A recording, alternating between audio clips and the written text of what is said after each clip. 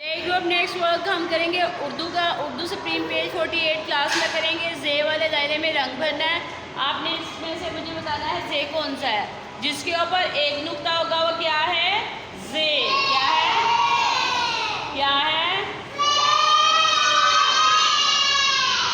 Next work हम Urdu workbook का करेंगे। पेज 40 क्लास में करेंगे 41 एज वर्क में करेंगे। उसमें भी हम क्या लिखेंगे? जे।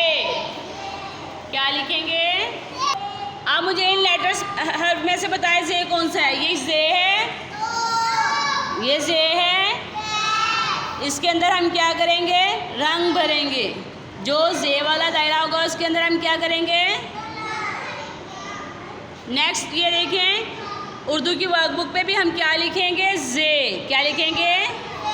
जे के ऊपर कितने नुक्ते होते हैं? एक। कितने नुक्ते होते हैं?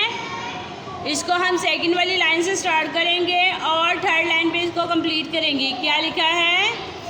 जे। जे के ऊपर कितने नुक्ते हैं?